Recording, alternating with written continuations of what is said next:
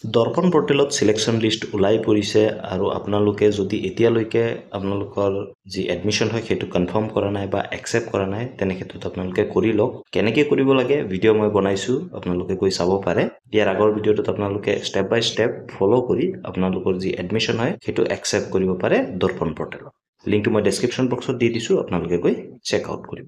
কিন্তু এইটো ভিডিঅ'ৰ মুখ্য আলোচনাৰ বিষয় হ'ল যে যিসকলে পোৱা নাই বা যিসকলৰ নাম অহা নাই সিহঁতে কি কৰিব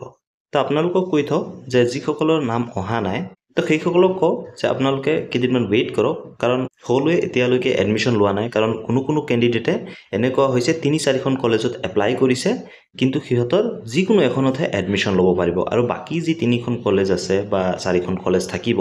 সেইকেইখন কলেজত কিন্তু ভেকেঞ্চি ৰৈ যাব তো সেইটো ক্ষেত্ৰত হয়তো সেই কলেজে ছেকেণ্ড টাইমৰ কাৰণে আপোনাৰ সুবিধা দিবও পাৰে সেয়েহে আপোনালোকে অকমান ধৈৰ্য ধৰক নতুবা আপোনালোকে এটা কাম কৰিব পাৰে যোন কেইখন কলেজত আপোনালোকে আবেদন কৰিছিলে সেই কলেজত যাওক গৈ ডাইৰেক্ট কথা পাতক সিহঁতে আপোনালোকক হয়তো ক'ব বা পাৰ্চেন্টেজটো চাই আপোনালোকক ক'ব হয়তো আপোনালোকে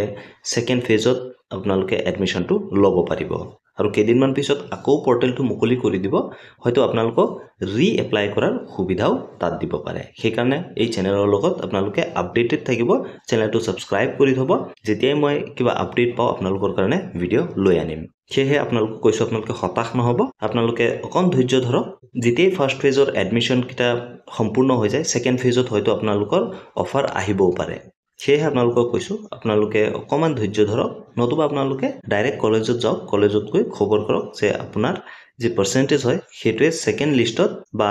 পৰৱৰ্তী পৰ্যায়ত আপোনাৰ চান্স আছে নে নাই আপোনালোকে গম পাই যাব কাৰণ ইয়াত টেকনিক্যাল কথা আছে যে এজন কেণ্ডিডেটে 5খন কলেজত এপ্লাই কৰিব পাৰিব 5খনতে তেখেতে এডমিশ্যন ল'ব নোৱাৰিব যিকোনো এখনত ল'ব লাগিব আৰু যি 4খন কলেজ আছে সেই 4খন কলেজত কিন্তু ভেকেন্সি হৈ যাব তেতিয়া হয়তো ছেকেণ্ড পৰ্যায়ত বেলেগ ষ্টুডেণ্টে এডমিশ্যন ল'ব পাৰে সেয়েহে আপোনালোকক কৈছোঁ আপোনালোকে